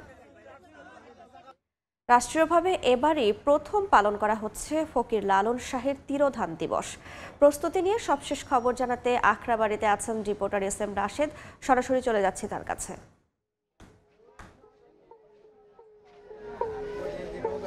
ফকির লালন শাহের 135তম তিরোধান দিবস উপলক্ষে কিন্তু ইতিমধ্যে দেশের নানা প্রান্ত থেকে সাইজিদ ধামে এসে পৌঁছেছেন বিশেষ করে লালন অনুসারী এবং লালন ভক্তরা। তো আমি লালন অনুসারী এবং লালন ভক্তদের সাথে আমি এই কথা বলেছি, তারা আমাদেরকে যে বিষয়টি জানিয়েছেন যে আসলে ফকির লালন শাহের যে ধাম রয়েছে তার স্থান কিন্তু সংকলন এবং স্থান অনেক কম হওয়ার কারণে কিন্তু তারা আসলে এখানে তারা তাদের মতো করে আসলে লালনের যে অনুসারী যারা আছে তারা কিন্তু নিয়ম আচার পালন করতে পারছেন না বলে আমাদেরকে জানিয়েছেন। কারণ আসলে ছোট জায়গায় অনেক মানুষ কিন্তু ইতিমধ্যে ভিড় করেছে আমরা দেখতে পাচ্ছি। যদিও আজ চাল পানি গ্রহণ এবং অধিবাসের মাধ্যমে লালন শাহের যারা অনুসারী যারা আছে তাদের মূল আচার শুরু হবে এবং আগামীকাল বাল্য সেবা এবং দুপুরে পূর্ণ সেবার মাধ্যমে তারা শেষ করে বলে আমাদেরকে জানিয়েছেন লালন অনুসারী এবং লালন ভক্তরা। এবং সকাল থেকেই কিন্তু ফকির লালন শাহের মাজার ঘিরে রেখেছে এখানে যারা ভক্ত এবং অনুসারী যারা আছে তারা আসলে কৌতূহল নিয়ে এখানে দাঁড়িয়েছে এবং মূলত এত মানুষ কেন আসছে, কী জন্য আসছে এবং ফকির লালন শাহের যারা সাধু এবং গুরু যারা আছে তাদের যে ভাবের আদান প্রদান কিন্তু আজ সকাল থেকেই শুরু হয়েছে আমরা জানতে পেরেছি। তবে এই বিষয়ে কুষ্টিয়া জেলা প্রশাসক আমাদেরকে জানিয়েছেন ইতিমধ্যেই কিন্তু যারা লালন অনুসারী এবং লালন ভক্ত যারা আছেন তাদের কিন্তু বিশেষ করে পরিষ্কার এবং খাবার থেকে শুরু করে তাদের সকল ব্যবস্থা কিন্তু ইতিমধ্যে সম্পন্ন করেছেন। এবং কুষ্টিয়া জেলা পুলিশ সুপারের সাথে কথা বলেছি, তিনি আমাদেরকে জানিয়েছেন যে ফকির লালন শাহের যে তিরোধান দিবস এই দিবস উপলক্ষে ট্রাফিক ব্যবস্থা থেকে শুরু করে এবং ইতিমধ্যে তারা যাতে নির্বিঘ্নে তারা এটা চলতে পারে এবং তারা যাতে নিরাপদে তারা তাদের যে আচারটা পালন করতে পারে সেই বিষয়ে কিন্তু তারা ইতিমধ্যে নানা ধরনের উদ্যোগ গ্রহণ করেছেন এবং বিশেষ করে সে নিরাপত্তা ব্যবস্থা কিন্তু নিশ্চিত নিরাপত্তা ব্যবস্থার খাতিরে কিন্তু 800 আইন শৃঙ্খলা বাহিনী বিশেষ করে র্যাব, সেনাবাহিনী এবং পুলিশ বাহিনীর সদস্যরা কিন্তু ইতিমধ্যেই কিন্তু মোতায়েন করেছে। আমরা দেখতে পেয়েছি এবং এছাড়া আমরা আরও এছাড়া এখানে যারা লালন অনুসারী লালন ভক্ত যারা আছে তারা যেটি দাবি করছে তারা যাতে নির্বিঘ্নে এই অনুষ্ঠান পালন করতে পারে তারা কিন্তু দাবি জানিয়েছেন। তো কুষ্টিয়ার ফকির লালন শাহের ধাম থেকে ফকির লালন শাহের 135তম তিরোধান দিবস উপলক্ষে এই ছিল আমার কাছে সর্বশেষ। সরাসরি যুক্ত ছিলাম কুষ্টিয়ায়। ফিনিশ ভাষা না জানায় অনেকটা পিছিয়ে পড়ছেন ফিনল্যান্ডে বসবাসরত প্রবাসী বাংলাদেশিরা। এ নিয়ে দেশটির এসপো শহরে হওয়া আলোচনা সভায় উঠে এলো ভাষা শেখার প্রতিবন্ধকতা ও উত্তরণের উপায়। সংলাপে গুরুত্ব পায় ফিনল্যান্ডে জন্ম নেওয়া বাংলাদেশি ও উচ্চশিক্ষায় দেশটিতে যাওয়া শিক্ষার্থীদের প্রসঙ্গ। ফিনল্যান্ড থেকে বিস্তারিত মহিউদ্দিন মধুর রিপোর্ট। নানা সংস্কৃতি থেকে উঠে আসা শিশু শিক্ষার্থীদের ভিড় বাড়ছে ইউরোপের দেশ ফিনল্যান্ডে। দেশটিতে প্রবাসী বাংলাদেশিদের সংখ্যাও প্রতিনিয়ত বেড়ে চলেছে, কিন্তু বিশ্বের অন্যতম সুখী দেশটির চাকরির বাজারে বর্তমানে চরম মন্দা। ফিনিশ ভাষা না জানায় চাকরি, শিক্ষা ও সাংস্কৃতিক ক্ষেত্রে পিছিয়ে পড়ছে বাংলাদেশি শিক্ষার্থী সহ প্রবাসীরা। এমনকি স্কুলে শিক্ষা গ্রহণ করতে গিয়েও বিড়ম্বনায় পড়ছে শিশুরা। এমন বাস্তবতায় ভাষা শেখার পাশাপাশি অন্তর্ভুক্তি ও সমান সুযোগ নিশ্চিত করাই টেকসই ভবিষ্যতের মূল মন্ত্র। সেই লক্ষ্যে একটি আলোচনা সভা আয়োজন করা হয় ফিনল্যান্ডের এসপো শহরের ইসোমেনা লাইব্রেরিতে। সংলাপের বিষয় ছিল অভিবাসীদের ভাষা শেখার প্রতিবন্ধকতা ও উত্তরণের উপায়। বাংলাদেশি দুইজন বক্তাকে আমন্ত্রণ জানানো হয় এই প্যানেলে। এখানকার ভাষা ইংরেজি নয়, এখানকার ভাষা হচ্ছে ফিনিশ, এবং সেই ভাষাটা যদি আপনি না শেখেন তাহলে জব মার্কেট বলেন বা স্কুলে আমাদের বাচ্চারা যদি ওদের এক্সেলেন্সি দেখাতে চায় তাহলে সেখানে ওরা পেরে উঠবে না। তো আমরা চাই যে আমাদের বাচ্চারা, আমি শুধু বাংলাদেশের কথাই বলবো না, আমরা বাইরে থেকে যারা এসেছি তারা তো এখানে নিশ্চয়ই কিছু একটা করছি, তবে যদি আরও ভালো করতে চাই তাহলে অবশ্যই এখানকার ভাষাটা শিখে নিতে হবে। শিক্ষক, গবেষক ও শিক্ষা সংশ্লিষ্ট নীতি নির্ধারকরাও ছিলেন এ সংলাপে। শিক্ষা ও শিশু বিকাশ বিষয়ক নীতি নির্ধারণী বোর্ডের সদস্য মিক্কু লিয়েভুনেন জানান, ফিনল্যান্ডে ক্যারিয়ার ও নাগরিকত্বের জন্য ভাষা শেখার কোনো বিকল্প নেই। আপনি যদি দীর্ঘ সময়ের জন্য পরিবার নিয়ে এখানে থাকতে চান, নাগরিকত্ব পেতে চান, ভালো ক্যারিয়ার গড়ে এখানেই অবসরে যেতে চান, তাহলে অবশ্যই ফিনিশ ভাষা জানতে হবে। সাময়িকভাবে ইংরেজি ভাষা দিয়ে চাকরি চালিয়ে যেতে পারলেও ভবিষ্যতে সেটার কাজে দেবে না। আলোচনার প্রশ্নোত্তর পর্বে বক্তারা ভবিষ্যৎ নীতি নির্ধারণ ও কার্যকর ভাষা শেখার কৌশল নিয়ে মত দেন। এসপো শহরের প্রায় 30% অভিবাসী। ভাষা ভালোমতো না বোঝার কারণে স্কুলে শেখানো অনেক গুরুত্বপূর্ণ বিষয় থেকে বঞ্চিত হচ্ছে শিক্ষার্থীরা। আলোচকদের মতে বহুভাষিক শিক্ষার্থীদের জন্য প্রয়োজন আরও প্রশিক্ষিত শিক্ষক এবং নীতিগত সহায়তা। মহিউদ্দিন মধু, সময় সংবাদ, ফিনল্যান্ড। মালদ্বীপে প্রবাসী বাংলাদেশিদের কর্মপরিবেশ, ফ্রি ভিসা নিয়ে জটিলতা, রেমিটেন্স পাঠানোর সুবিধা সহ নানা ইস্যুতে মতবিনিময় হয়েছে। এতে অংশ নেন দেশটিতে নবনিযুক্ত বাংলাদেশের high commissioner doctor Mohammad Nazmul Islam. High কমিশনারের কাছে নানা মতামত তুলে ধরেন প্রবাসী ও সাংবাদিকরা। খন্দকার ওমর ফারুকের তথ্য, ছবিতে বিস্তারিত। স্থানীয় সময় বৃহস্পতিবার রাতে মালদ্বীপের রাজধানী মালের পার্শ্ববর্তী শহরে অবস্থিত বাংলাদেশ মিশনে নবনিযুক্ত Bangladesh high commissioner doctor Mohammad Nazmul Islam প্রবাসী সাংবাদিকদের সঙ্গে সৌজন্য সাক্ষাৎ ও মতবিনিময় করেন। সভায় সাংবাদিকরা প্রবাসে কাজ করার সময়ে তাদের সম্মুখীন বাধা বিপত্তি তুলে ধরেন। সভায় ফ্রি ভিসা সংক্রান্ত জটিলতা, বৈধ পথে রেমিটেন্স পাঠানোর সমস্যা, বাংলাদেশের একটি বাণিজ্যিক ব্যাংকের শাখা চালু এবং মালদ্বীপে বাংলাদেশি পর্যটক বৃদ্ধিতে হাই কমিশনারের আরও সক্রিয় ভূমিকার প্রয়োজনীয়তা নিয়ে আলোচনা হয়। মিশনের পক্ষ থেকে সহায়তার আশ্বাস দিয়ে হাই কমিশনার বলেন, মালদ্বীপে বিপুল সংখ্যক প্রবাসী বাংলাদেশি আছেন এবং তাদের সমস্যাও কম নয়। প্রবাসীদের সুবিধা নিশ্চিত ও দেশের ভাবমূর্তি উজ্জ্বল রাখতে মালদ্বীপে অবস্থানরত গণমাধ্যম কর্মীদেরও এগিয়ে আসার আহ্বান জানান তিনি। আমাদের প্রবাসীরাই হচ্ছে আমাদের সর্বোচ্চ বা লক্ষ্য, যে জায়গা থেকে আমরা কাজ করতেছি আমাদের হাই কমিশন থেকে। আমাদের যে সম্পর্কটা আছে, বিশেষ করে আমাদের যে বাণিজ্য সম্পর্ক আছে, আমাদের যে পারস্পরিক যে সম্পর্ক আছে, আমাদের যে বাইলেটারাল রিলেশনগুলো আছে, সেটা যেন আরও দ্রুত ভালো হয়। বাংলাদেশ হাই কমিশন সহ আমরা এই বিষয়গুলো আরও খুবই ক্লোজলি ফলো আপ করব। সভা শেষে সাংবাদিক ফোরামের নেতারা হাই কমিশনারকে ফুল দিয়ে শুভেচ্ছা জানান। হাই কমিশনার আগামীতেও প্রবাসী সুবিধার্থে নিয়মিত মতবিনিময় অনুষ্ঠানের আশা ব্যক্ত করেন। সময় সংবাদ, মালদ্বীপ। বিশ্বের সবচেয়ে বেশি ব্যস্ত পায়ে হাঁটা ক্রসিং জাপানের টোকিওর শিবুয়া ক্রসিং। এ পথ দিয়েই প্রতিদিন 1.5 থেকে 2.5 লাখ মানুষ একসঙ্গে রাস্তা পার হন। চারপাশে বিশাল স্ক্রিন, বিলবোর্ড আর নিরবচ্ছিন্ন মানুষের স্রোত। এই রাস্তাকে অনেকেই জাপানের টাইমস স্কোয়ার হিসেবে আখ্যা দিয়ে থাকেন। আর এই মোড়েই রয়েছে হাচিকো কুকুরের মূর্তি, যা বিশ্বস্ততার প্রতীক। জাপানের টোকিও থেকে শাকিল মাহমুদের রিপোর্টে বিস্তারিত। শিবুয়া স্টেশনের ঠিক সামনে এই ক্রসিং যেন টোকিওর দৈনন্দিন জীবনের মঞ্চ। প্রতিটি সিগন্যাল বদল মানে নতুন এক ঢেউ। চারদিক থেকে ছুটে আসে 2000-এরও বেশি মানুষ, পেরিয়ে যায় মুহূর্তে। এই দৃশ্য শুধু ব্যস্ততার নয়, বরং শৃঙ্খলা ও তালমিলের এক অনন্য উদাহরণ। 24 ঘন্টা জেগে থাকা এই ক্রসিং এর আলো আর ভিড়কে তুলনা করা হয় নিউ ইয়র্কের টাইমস স্কোয়ারের সঙ্গে। টাইমস স্কোয়ারের মতো এখানেও মানুষ শুধু গন্তব্যে পৌঁছানোর জন্য নয়, বরং আসেন এই মুহূর্তের অংশ হতে। শিবুয়া টোকিওর অন্যতম ব্যস্ত ও জাঁকজমকপূর্ণ এলাকা। এখানে এলেই নানা দেশের মানুষের সাথে দেখা হয়, আর এখানকার জাপানি খাবারও বেশ বিখ্যাত। শিবুয়ার এই ক্রসিং এর পাশে দাঁড়িয়ে আছে বিখ্যাত হাচিকো কুকুরের ব্রোঞ্জ মূর্তি। 1923 সালে জন্ম নেওয়া আকিতা জাতের এই কুকুরটি প্রতিদিন মালিকের জন্য স্টেশনে অপেক্ষা করত। মালিক মারা যাওয়ার পরও প্রায় 10 বছর সে একই জায়গায় আসতো প্রতিদিন। তার এই বিশ্বস্ততার গল্প জাপানি সংস্কৃতির এক অনন্য উদাহরণ। হাচিকোর বিশ্বস্ততার গল্প জাপানিজদের পাশাপাশি সারা বিশ্বে বিখ্যাত। হাচিকোর নামে এখানে নানা অনুষ্ঠান হয়। বিশ্বের দূর দূরান্ত থেকে মানুষ আসে হাচিকোকে দেখতে এবং তার সাথে ছবি তুলতে। শিবুয়া ক্রসিং এখন টোকিওর প্রতীক। প্রযুক্তি, বিনোদন ও জনজীবন একসঙ্গে মিলেমিশে গেছে এই জায়গায়। এখানেই শুটিং করা হয় lost in translation, the fast and ফিউরিয়াসের মতো জনপ্রিয় সব সিনেমা। সন্ধ্যা নামলেই বদলে যায় শিবুয়ার চেহারা। খোলা আকাশের নিচের রেস্তোরাঁ, লণ্ঠনের আলো, রাস্তার শিল্পী আর সঙ্গীতের আবহে টোকিওর রাস্তার প্রাণকেন্দ্র হয়ে ওঠে এই ক্রসিং। প্রতিদিন এখানে আসে প্রায় 50,000-এর বেশি বিদেশি পর্যটক। হাচিকোর গল্প থেকে শুরু করে আজকের এই ডিজিটাল বিলবোর্ড, 100 বছরের পরিবর্তন দেখেছে এই শিবুয়া ক্রসিং। শিবুয়া ক্রসিং যেন জাপানের দৈনন্দিন জীবনের খোলা মঞ্চ। জাপানের শিবুয়া ক্রসিং থেকে মোহাম্মদ শাকিল মাহমুদ, সময় সংবাদ, জাপান।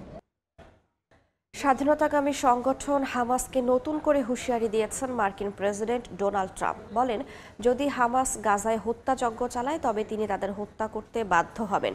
এদিকে যুদ্ধবিরতি ভেঙে গেলে হামাসকে পরাস্ত করার পরিকল্পনা প্রস্তুত করতে নির্দেশ দিয়েছেন ইসরায়েলের প্রতিরক্ষামন্ত্রী। গাজা যুদ্ধে ইসরায়েল তার সব লক্ষ্য অর্জন করবে বলে জানিয়েছেন ইসরায়েলি প্রধানমন্ত্রী বিনিয়ামিন নেতানিয়াহু।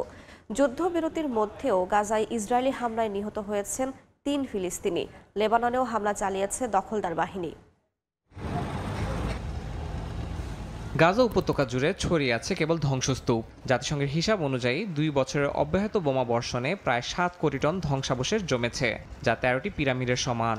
গাজার সরকারি গণমাধ্যম জানাচ্ছে, এই ধ্বংসস্তূপের নিচে এখনও অসংখ্য মৃতদেহ এবং অবিস্ফোরিত বোমা রয়েছে। এদিকে যুদ্ধবিরতির মধ্যেও থামেনি ইসরায়েলি হামলা। একদিনে নিহত হয়েছেন আরও কয়েকজন ফিলিস্তিনি। ইসরায়েল লেবাননের বেকা উপত্যকা ও দক্ষিণাঞ্চলেও একাধিক বিমান ও ড্রোন হামলা চালিয়েছে। নেতানিয়াহু বাহিনী দাবি করেছে, এসব হামলায় হিজবুলের অস্ত্রভান্ডার ও মাটির নিচের অবকাঠামো ধ্বংস করা হয়েছে। এদিকে মার্কিন প্রেসিডেন্ট ডোনাল্ড ট্রাম্প হামাসকে নতুন করে হুঁশিয়ারি দিয়েছেন। বলেছেন, যদি হামাস গাজায় মানুষ হত্যা চালিয়ে যায়, যা চুক্তির অংশ ছিল না, তবে তিনি তাদের হত্যা করতে বাধ্য হবেন। তিনি কোনো প্রমাণ বা নির্দিষ্ট ঘটনার উল্লেখ করেননি। সাম্প্রতিক হামাস ও ইসরায়েল সমর্থিত স্থানীয় গোষ্ঠীগুলোর মধ্যে সংঘর্ষের খবর পাওয়া গেছে, যা ট্রাম্পের মন্তব্যের পটভূমি হিসেবে দেখা হচ্ছে। অন্যদিকে যুদ্ধবিরতি ভেঙে হামাসকে পরাস্ত করার জন্য একটি সমন্বিত সামরিক পরিকল্পনা প্রস্তুত করতে নির্দেশ দিয়েছেন ইসরায়েলি প্রতিরক্ষামন্ত্রী। এছাড়া প্রধানমন্ত্রী নেতানিয়াহু এক অনুষ্ঠানে বলেছেন, গাজার যুদ্ধে ইসরায়েল তার সব লক্ষ্য অর্জন করবে। কেউ ইসরায়েলের বিরুদ্ধে হাত তুললে তাকে কঠিন মূল্য দিতে হবে বলেও জানান তিনি। বিশ্লেষকদের মতে, এসব বক্তব্য দ্বারা ইসরায়েল এখনও পূর্ণ মাত্রার সামরিক প্রস্তুতি নিচ্ছে বলে ধারণা করা হচ্ছে। ইয়াসিন মোহাম্মদ জিসান, সময় সংবাদ। মার্কিন প্রেসিডেন্ট ডোনাল্ড ট্রাম্পের সাবেক জাতীয় নিরাপত্তা উপদেষ্টা জন বোল্টনের বিরুদ্ধে যুক্তরাষ্ট্রে আনা হয়েছে ফৌজদারি অভিযোগ। গোপন নথি ব্যবহারের অভিযোগে বোল্টনের বাড়ি ও অফিসে তল্লাশি চালিয়েছিল FBI।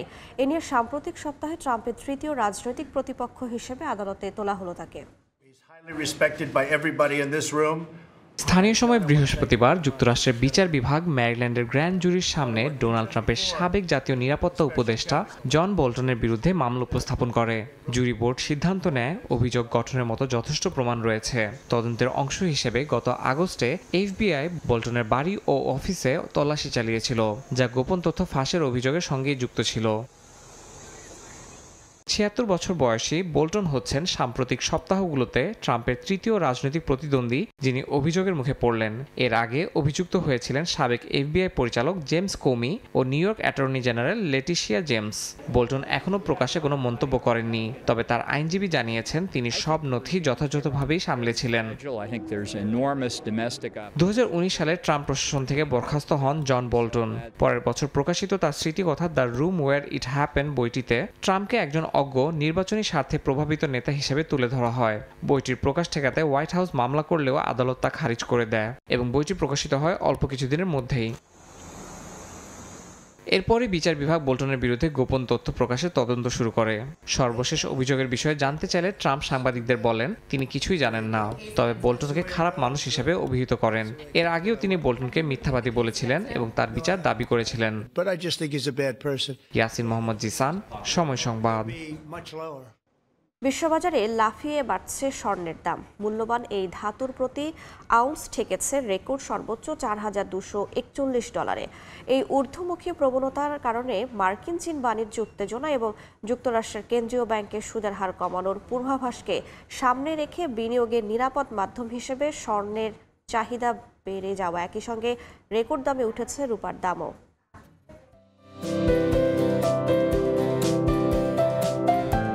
অলংকার হিসেবে প্রাচীনকাল থেকে কদর ধরে রেখেছে স্বর্ণ।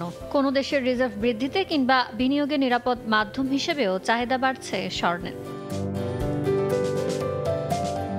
আর এতে দিন দিন আরও মূল্যবান হয়ে উঠছে ধাতুটি। বৃহস্পতিবার দিনের লেনদেনের শুরুতে বিশ্ববাজারে স্পট গোল্ডের দাম আউন্স প্রতি রেকর্ড সর্বোচ্চ $4,241.77 ছুঁয়ে যায়। পরে তা কিছুটা কমে নামে $4,233। চলতি বছরে এখন পর্যন্ত স্বর্ণের দাম 65%-এরও বেশি বেড়েছে বলে জানিয়েছে বার্তা সংস্থা রয়টার্স।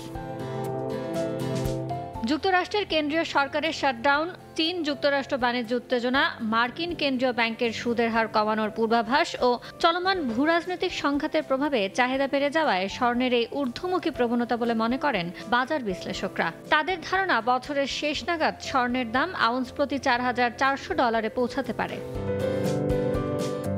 একইভাবে রেকর্ড উচ্চতায় উঠেছে রূপার দামও। স্পট সিলভারের প্রতি আউন্স ঠেকেছে $53.60 মাইল ফলক। এদিকে প্লাটিনামের দাম 0.5% বেড়ে আউন্স প্রতি $1,662 এবং প্যালাডিয়ামের দাম 0.3% বেড়ে আউন্স প্রতি $1,541 দাঁড়িয়েছে।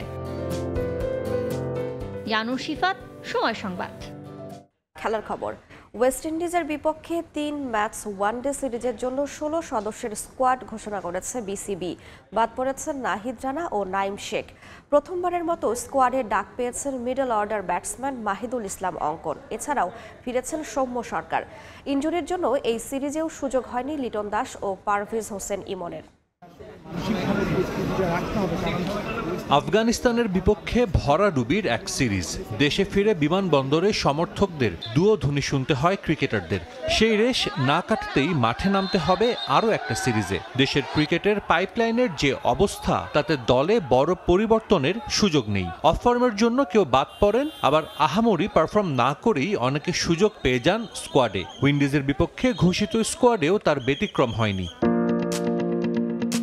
আফগানিস্তানের বিপক্ষে মাত্র এক ওয়ানডে খেলে পরের সিরিজেই বাদ পড়েছেন নাইম শেখ। তার সঙ্গে জায়গা হারিয়েছেন পেসার নাহিদ রানা। নাইমের মতো এই পেসারও আফগানদের বিপক্ষে খেলেছিলেন মাত্র একটা ওয়ানডে। টপ অর্ডারে পরিবর্তন একটাই, ভিসা জটিলতায় সম্প্রতি আরব আমিরাত যেতে না পারলেও এই সিরিজের স্কোয়াডে ফিরেছেন সৌম্য সরকার।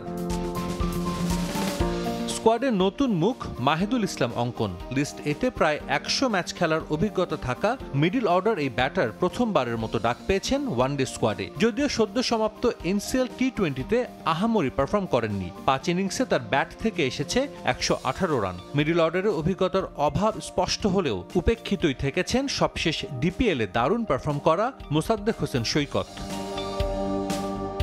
চলতি বছর 7 ওয়ানডেতে 20 গড়ে রান করেও স্কোয়াডে জায়গা ধরে রেখেছেন ওপেনার তানজিদ হাসান তামিম। বাদ দেয়া হয়নি কোচের পছন্দের শীর্ষে থাকা জাকের আলী অনেককে। সব ফরম্যাট মিলিয়ে টাইগার জার্সিতে শেষ 6 ম্যাচে 3 ডাকমারা শামীম পাটোয়ারিকেও দলে রেখেছেন নির্বাচকরা। স্কোয়াডে 2 স্পেশালিস্ট স্পিনার তানভীর ইসলাম ও রিশাদ হোসেন। পেস আক্রমণে তাসকিন ফিজের সঙ্গে আছেন তানজিম সাকিব ও হাসান মাহমুদ। মেহেদী মিরাজের নেতৃত্বে দলের বাকি সদস্যরা হলেন নাজমুল শান্ত, সাইফ হাসান, তাওহিদ হৃদয় ও নুরুল হাসান সোহান।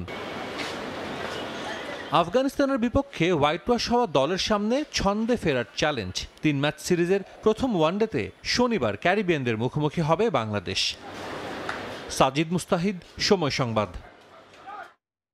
ইনজুরির কারণে লিটন দাস না থাকায় অভিজ্ঞতার বিচারে দলে যুক্ত করা হয়েছে সৌম্য সরকারকে। আর পেসার একজন কমিয়ে মিডল অর্ডারকে শক্তিশালী করতে নেওয়া হয়েছে মাহিদুল ইসলাম অঙ্কনকে। তিনি ভাবনায় আছেন 2027 বিশ্বকাপের, এমনটা জানিয়েছেন প্রধান নির্বাচক গাজী আশরাফ লিপু। আফগানিস্তানের বিপক্ষে বাজে ব্যাটিং মেনে নিতে পারছেন না লিপু। রশিদ খান না থাকায় ওয়েস্ট ইন্ডিজের বিপক্ষে জয় পাওয়ার বেশি সুযোগ দেখছেন প্রধান নির্বাচক।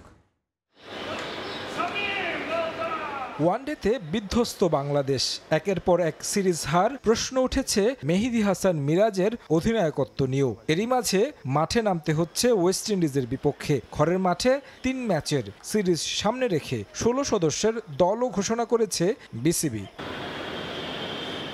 তবে নেই খুব বেশি চমক, ঘুরে ফিরে সেই পুরনো নাম। আফগানিস্তানের কাছে 93 রানে অল আউটের লজ্জার পর ক্যারিবিয়ানদের বিপক্ষে ব্যাটিং অর্ডারেই বেশি গুরুত্ব দেওয়া হয়েছে।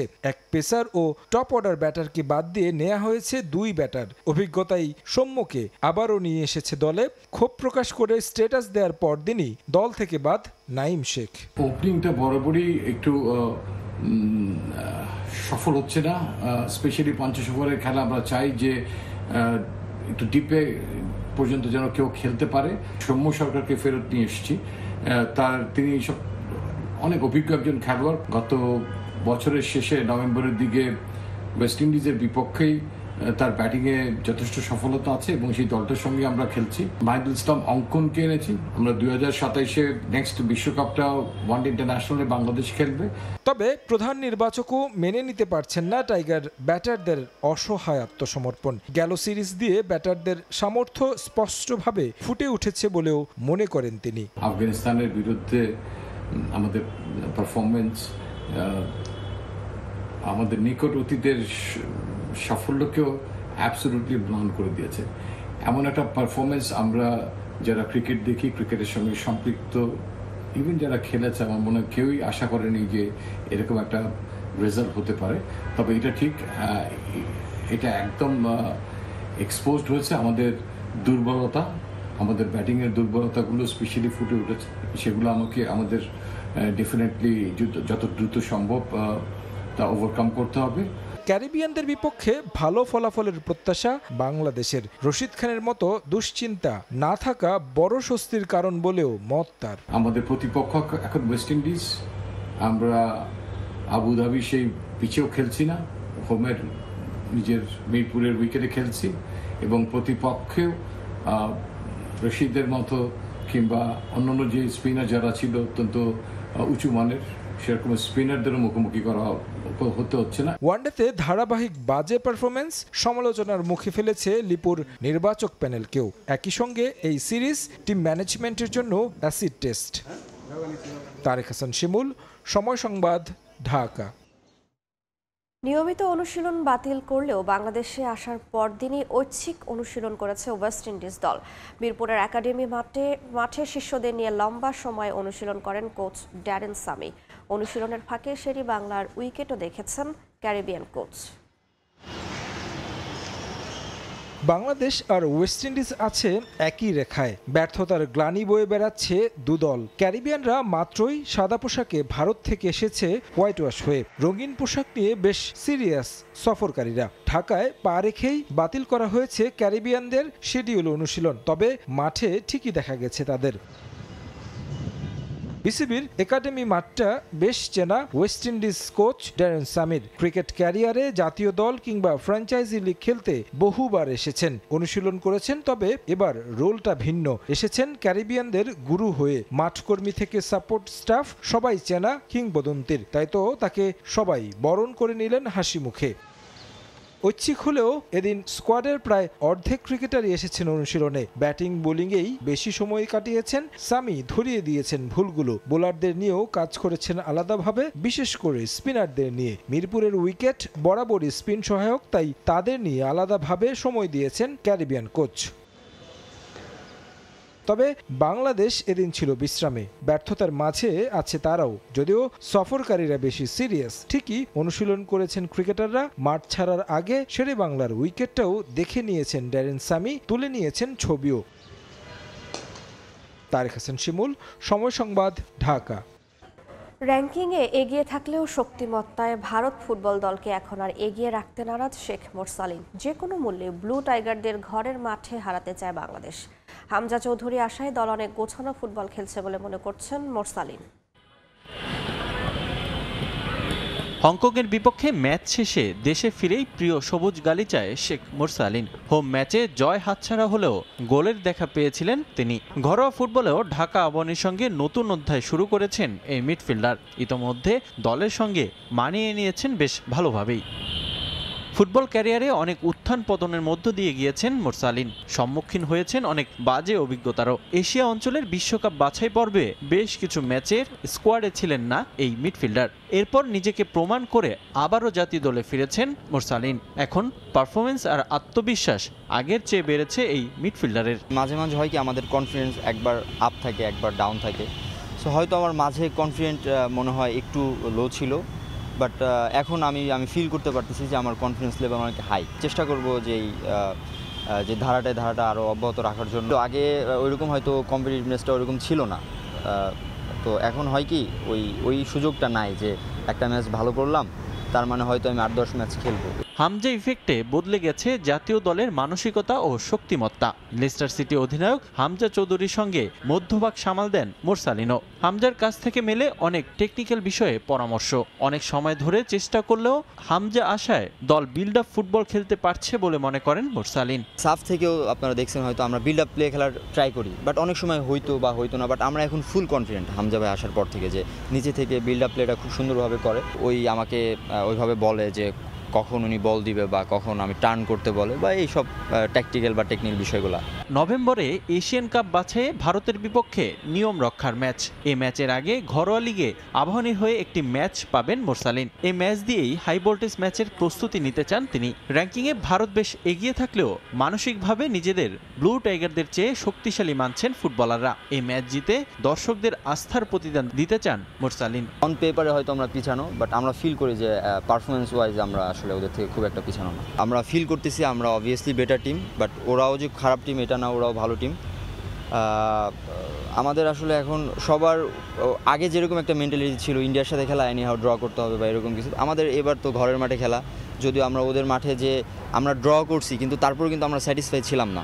দলের প্রত্যাশা পূরণে ব্যর্থ হয় সামাজিক যোগাযোগ মাধ্যমে অনেক কটূক্তির সম্মুখীন হওয়ায় প্রভাব পড়েছে গোলকিপার মিতুল মার্মার মানসিকতায়। তাই জাতীয় দলে একজন মনস্তাত্ত্বিকবিদ চাওয়া জাতীয় দলের সদস্যদের।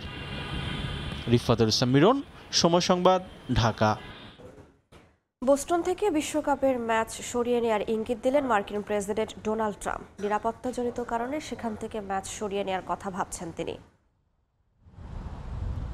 বিশ্বকাপ ফুটবল মাঠে গড়াতে বাকি 1 বছরেরও কম সময়। 3 দেশে আয়োজিত এই বিশ্বকাপ ঘিরে সেজে উঠেছে ভেন্যুগুলো। যুক্তরাষ্ট্র, কানাডা ও মেক্সিকোতে ওয়ার্ল্ড কাপের ম্যাচগুলো মাঠে গড়ানোয় সেখানকার প্রস্তুতি গুছিয়ে এনেছে আয়োজকরা। এবার শুধু অপেক্ষা মাঠের লড়াইয়ের। ফুটবল মহরণ মাঠে গড়ানোর আগে টিকিট, ভেন্যু নির্ধারণ সহ ক্যাম্পেইনিং সব চালিয়ে যাচ্ছে ফুটবলের সর্বোচ্চ নিয়ন্ত্রক সংস্থা। তবে এবার নতুন এক সমস্যায় 2026 বিশ্বকাপ। যুক্তরাষ্ট্রের 11টি ভেন্যুতে ওয়ার্ল্ড কাপের ম্যাচগুলো মাঠে গড়াবে।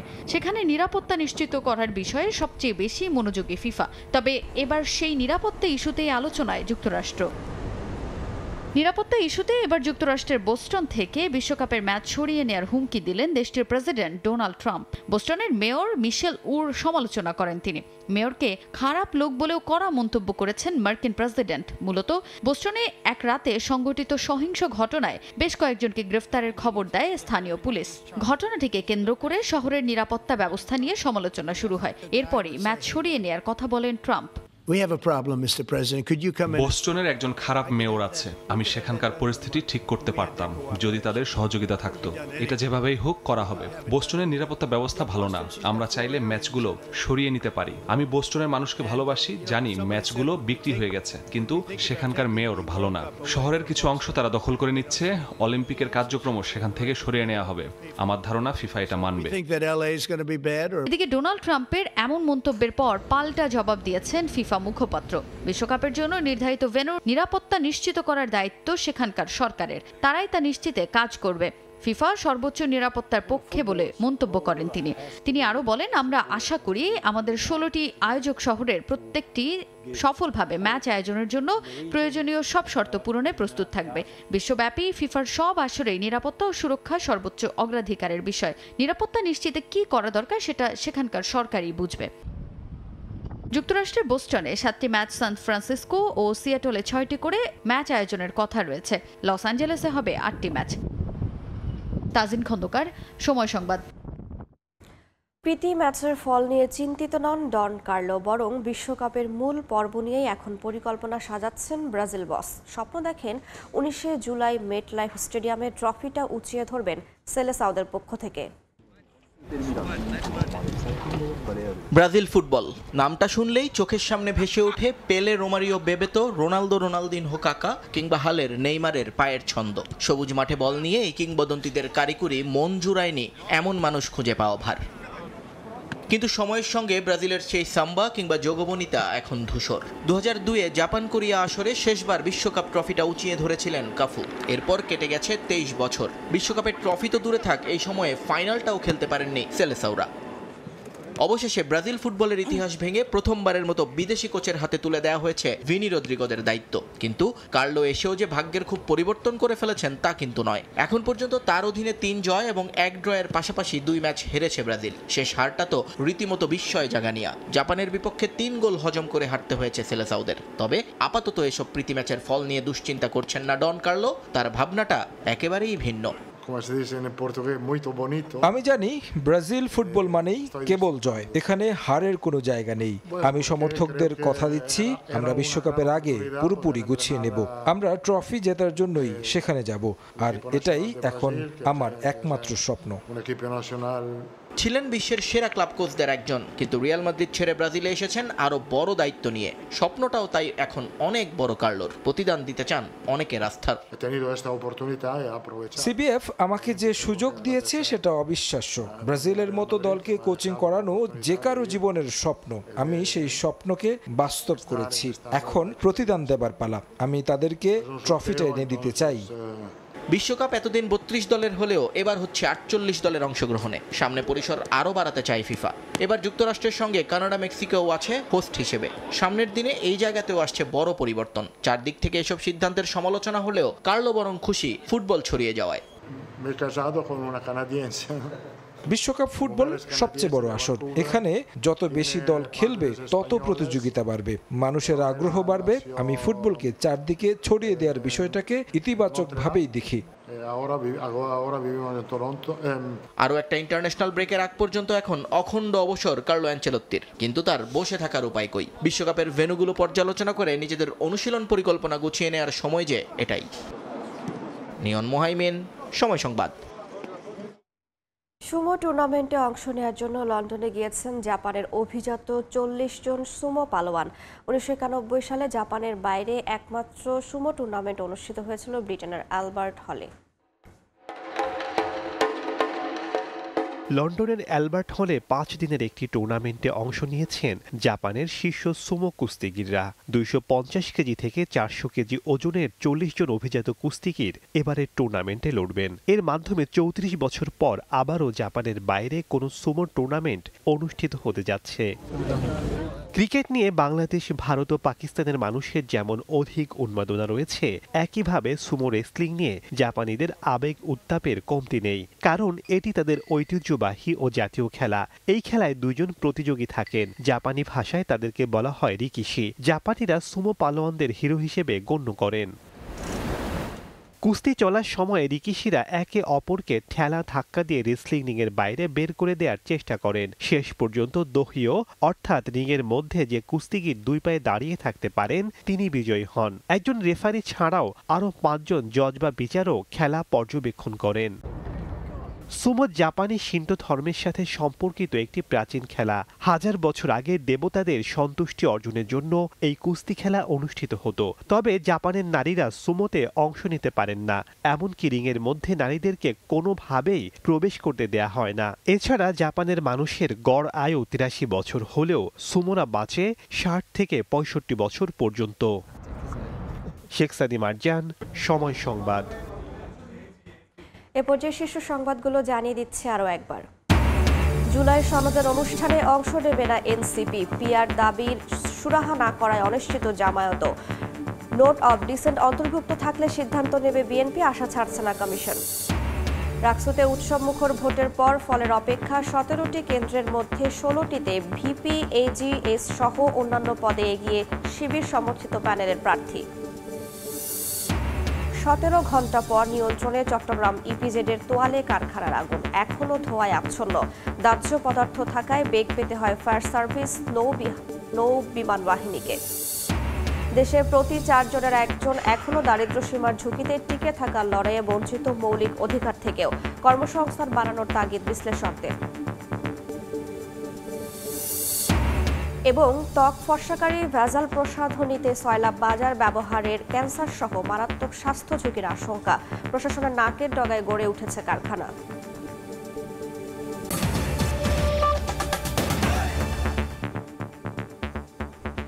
এই ছিল ভোরের সময়। সকালের সময়ে সঙ্গে থাকবেন সহকর্মী শবনব নিবিড়। ধন্যবাদ রাইসা। সকালের সময় নিয়ে আসছি কিছুক্ষণ পরই, সঙ্গেই থাকুন সময়ের।